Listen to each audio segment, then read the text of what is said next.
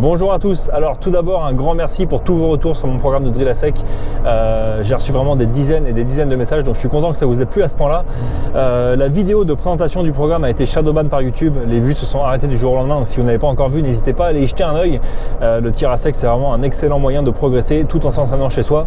Donc je vous mets le lien vers la vidéo de présentation en description de cette vidéo. Et par ailleurs, je vous demande d'aller suivre la page Instagram de mon bon ami de l'atelier Crooks, qui, non content de vous faire de belles fabrications en bois, pensez-y notamment pour Noël, le vrai Noël, vous fera par la qualité de ses publications votre éducation contre-révolutionnaire.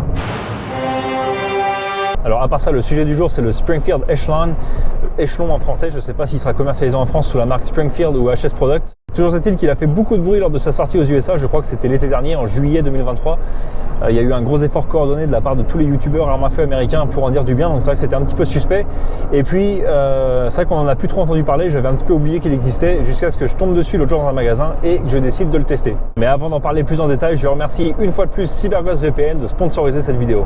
Comme vous le savez, j'utilise CyberGhost VPN depuis un bon moment maintenant pour assurer ma sécurité en ligne, que ce soit sur mon PC ou mon téléphone portable, et je dois dire que ça marche vraiment bien. Si vous n'avez pas encore de VPN, c'est un réseau privé virtuel qui vous permet de chiffrer vos données, de masquer votre adresse IP et d'ajouter une couche de sécurité entre votre connexion et les services auxquels vous accédez. CyberGhost VPN est le leader mondial dans le domaine avec 15 ans d'expérience, plus de 38 millions d'utilisateurs et c'est l'un des VPN les mieux notés sur Trustpilot. CyberGhost, c'est plus de 9700 serveurs situés dans 91 pays différents qui peuvent vous permettre d'accéder à 35 plateformes de streaming où que vous soyez et ce sans jamais conserver vos données utilisateurs. Donc accéder à vos films, séries ou événements sportifs étrangers favoris comme par exemple la NBA ici aux USA. C'est très simple à utiliser, il n'y a aucune connaissance technique à avoir et c'est compatible avec toutes les interfaces Windows, Mac, Android, Linux, les Smart TV, les consoles de jeux, etc. Et le gros avantage, c'est que vous pouvez utiliser votre abonnement simultanément sur 7 appareils à la fois, donc votre téléphone, votre PC, votre tablette, votre console de jeu, etc. Et il reste encore de la place pour en faire profiter la famille. Donc grâce au lien en description, vous obtiendrez 83% de réduction sur CyberGhost VPN, soit 2,03 € par mois et 4 mois gratuits. Vous avez même une garantie 45 jours satisfait ou remboursé, donc c'est vraiment sans risque et en cas de besoin vous avez une équipe de support en français 24 heures sur 24, 7 jours sur 7. Donc encore une fois, passez par le lien en description pour obtenir une grosse réduction sur CyberGhost VPN, accéder à vos contenus n'importe où en chiffrant vos données et moi je vous retrouve pour la suite de la vidéo. Alors le Echelon, on va prononcer à la française, c'est un pistolet produit en Croatie par HS Product, commercialisé aux USA sous la marque Springfield. C'est un pistolet à percuteur lancé, assez proche en taille d'un Glock 17, canon de 4 pouces et demi, sans sûreté manuelle, juste une sûreté de détente.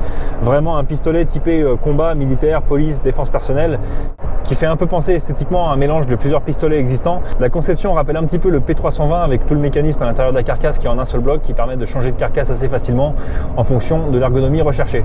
À propos d'ergonomie, il est livré avec 3 dosseraits interchangeables qui permettent de modifier l'angle de la poignée. Et le plus intéressant, c'est son système de montage de points rouges qui est assez modulaire, usiné directement dans la culasse, donc ça permet de monter un tas d'optiques différents sans plaque adaptatrice. Donc il y a plusieurs empreintes en une, et c'est livré avec 3 jeux de, comment on pourrait appeler ça, c'est des petits axes de fixation, des petites cales en fait, qui s'adaptent aux différentes empreintes de points rouges sur le marché. Comme j'en parlais récemment, si vous n'êtes pas encore passé au point rouge sur pistolet, c'est dommage de s'en priver. Ça offre tellement d'avantages en termes de rapidité d'acquisition, de focus visuel sur la cible, de tir avec les 2 yeux ouverts, de précision à distance, etc.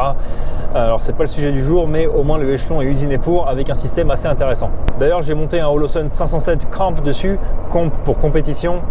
C'est un optique type TSV, donc je remercie Holosun de me l'avoir envoyé. D'ailleurs les gens de chez Springfield n'ont même pas daigné me répondre quand je leur ai dit que je voulais tester le Echelon. Je dois pas être assez marketable, voire je n'appartiens pas aux bonnes sociétés. Bref, le 507 Camp, très bon point rouge, ça fait longtemps que je voulais le tester. Assez similaire au 507C que j'ai sur mon Shadow, sauf que le 507 Comp a une fenêtre beaucoup plus grande, ce qui facilite la prise de visée. Empreinte RMR, allumage automatique avec détecteur de mouvement, 4 ou 5 réticules différents, mais moi j'utilise toujours le point rouge tout simple. Sinon, le Echelon est livré dans une boîte en carton, il n'y a pas de mallette de transport, juste une petite housse de transport. Il est livré avec 2 chargeurs, un de 17 coups, un de 20 coups et une extension pour faire passer le chargeur de 17 en 20 coups. Donc voilà pour la présentation rapide. Sur ce, on va en parler un petit peu plus en détail dans les montagnes et surtout tirer avec. Bien sûr, j'ai oublié mon timer, mais c'est pas grave, on va mettre le téléphone. Donc la cible est à 17 mètres.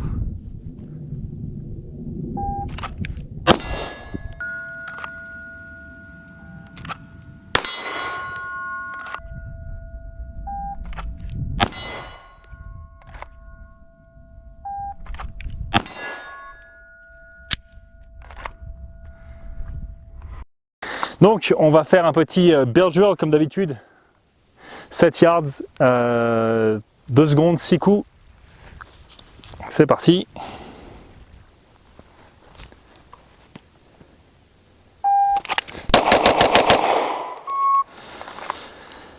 Bon, là on était en largement moins de 2 secondes, on va aller voir la cible. Bon, c'est pas mal. Dommage que j'ai pas le timer parce que je pense qu'il y avait des splits en 0,12. 0,12, 0,13, c'était assez rapide.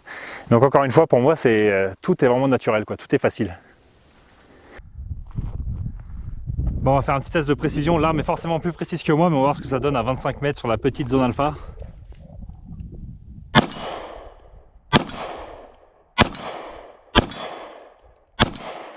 Ça y va pas mal.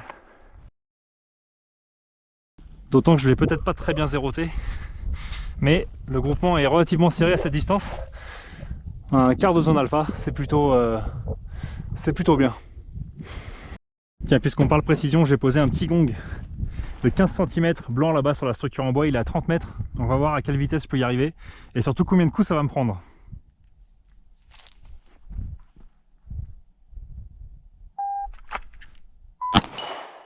Oh putain, premier coup. Juste au bord, coup de bol. J'ai regardé la GoPro, le part-time était en 1,50, donc j'ai dû mettre 1,60, un truc comme ça. Mais franchement, je pensais pas y arriver du premier coup. Comme je suis content de moi, j'ai sorti le télémètre pour vérifier et c'était pas 30 mètres sur la structure en bois, c'était 35 mètres. Allez, on va enchaîner sur un petit exercice de transition.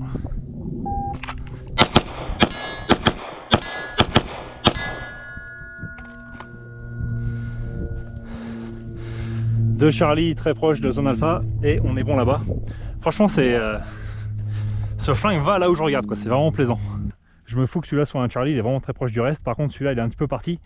Et ça, c'est à tous les coups un problème visuel. Focus sur le point rouge plutôt que sur la cible. J'ai cherché mon point rouge et donc je suis parti en haut. 99%, c'est ça. Allez, on va s'amuser à nettoyer un plate rack. Je sais pas comment on dit en français. 5 gongs, c'est parti. Ah putain, j'ai oublié les oreilles. Allez, la même avec protection additive.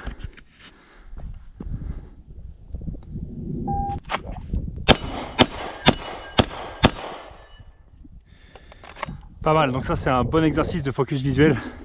Vraiment mener l'arme du regard. Et bon bah ça y va pas mal.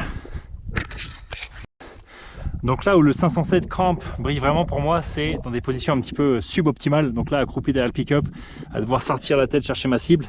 Et là, l'acquisition du point rouge se fait beaucoup plus facilement. Ça y va. Ça y va. Raté. Raté. J'ai le point rouge quand même. Juste un problème de tireur. Donc ça, c'est vraiment intéressant. Et l'autre truc qui est vraiment agréable, c'est quand il y a du mouvement. Donc là, par exemple,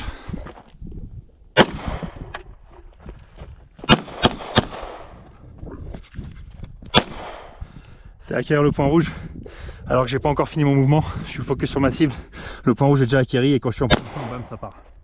Donc ça c'est la grande fenêtre aide beaucoup pour ça. Avant de vous donner mes impressions sur l'échelon, vous avez peut-être vu que la Gauloiserie a sorti sa nouvelle collection Minotaur. Donc c'est une collection qu'il a développée lui-même, il a vraiment fait du bon travail pour vous apporter des équipements de qualité et abordables. Donc il y a une partie textile avec des bonnets, des tours de cou, des vestes sans manches, des t-shirts, etc. Un beau ceinturon tactique qu'il a sorti, vraiment un bon rapport qualité-prix. Et surtout, il a sorti un très beau trépied de tir en carbone vraiment haut de gamme à un prix défiant toute concurrence. Donc allez voir ça sur lagauloiserie.fr et vous avez 5% de réduction avec le code Minotaur5 pendant toute la durée de la prévente jusqu'au 5 décembre. Donc revenons à notre échelon. La première chose qui m'a frappé avant même de tirer avec, juste en drill à sec, c'est l'ergonomie. Je le trouve vraiment extrêmement confortable, très intuitif. L'arme va là où je regarde, j'ai l'impression que c'est l'extension de ma main. Peu importe où je regarde, j'ai mon point rouge qui est là à chaque fois. Et même en organe de visée mécanique, je les trouve vraiment excellents. En drillant un petit peu à sec avec au début, je les trouve vraiment extrêmement faciles à acquérir. C'est quelque chose dont je parle beaucoup dans la formation, l'acquisition rapide des organes de visée, le focus sur la cible et non sur le guidon, le tir avec les yeux ouverts. Et avec ces organes-là, avec un très bon contraste, etc., je le trouve vraiment très facile. Donc on a un cran de mire en forme de U peint en blanc et un guidon, je ne sais pas s'il sera tritium en France, mais en tout cas celui-là est tritium avec un point jaune. Donc vraiment bon contraste, rien à redire à ce niveau-là. Sinon, toujours au niveau de l'ergonomie, la texture est bien abrasive, on a encore une fois une bonne prise en main, des bonnes stries de préhension bien marquées à l'avant et à l'arrière, donc encore une fois à ce niveau-là, absolument rien à redire. En fait, il a rien d'extraordinaire, c'est un striker polymère assez classique, sauf que pour moi, il a quasiment pas de défaut, quoi. Esthétiquement, il est assez joli.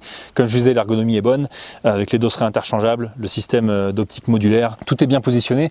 L'arrêtoire de culasse ne gêne pas, on vient pas se prendre le pouce dedans, le bouton de chargeur est bien placé. D'ailleurs, les chargeurs ne se contentent pas de tomber, on sent qu'ils sont bien éjectés, donc ça c'est un plus pour les rechargements. Donc niveau sensation, rien à redire, la détente est bonne, typé combat entre 2,5 kg, mais assez nette.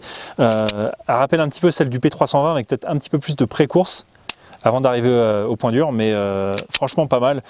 Mieux qu'un Glock, moins bien qu'un PDP, on va dire. Pour pinailler, je dirais que je préférais que la détente soit en alu. Là, elle est en polymère. Je ne sais pas si c'est dans la tête, mais je trouve que l'alu donne une meilleure sensation de rigidité sous le doigt. Le polymère fait un petit peu trop plastique, mais c'est du plastique. Donc c'est vraiment histoire de trouver quelque chose à dire, mais dans l'ensemble, je le trouve vraiment excellent. Alors évidemment, maintenant, il faut voir sur la durée. J'ai mis quelques centaines de coups dedans. On verra à quoi il ressemble au bout de 5, 10, 20 000 coups.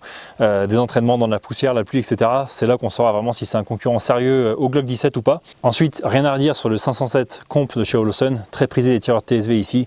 Encore une fois, j'ai qu'une centaine de coups dessus, mais je ne m'inquiète pas de sa fiabilité. Mon 507C a plus de 10 000 coups, il n'a aucun souci. Holosun a vraiment fait des progrès ces dernières années en termes de fiabilité. En tout cas, la grande fenêtre, c'est vraiment pas mal. Ça pardonne un petit peu plus, notamment quand on est en mouvement, quand on est dans des positions de tir qui ne sont pas idéales pour acquérir le point rouge plus facilement. Donc, rien de bien spécial à ajouter, si ce n'est que j'aime beaucoup ce combo Echelon 507 Camp. J'ai des matchs de TSV qui arrivent début décembre, c'est ce que je vais utiliser, on verra bien ce que ça donne. N'hésitez pas à me suivre sur Instagram pour en savoir plus. La pistolerie, le compte est Shadowbunny comme tous les comptes de flingue, donc c'est difficile d'avoir des abonnés. En tout cas, j'espère que la vidéo vous aura plu et je vous dis à la prochaine.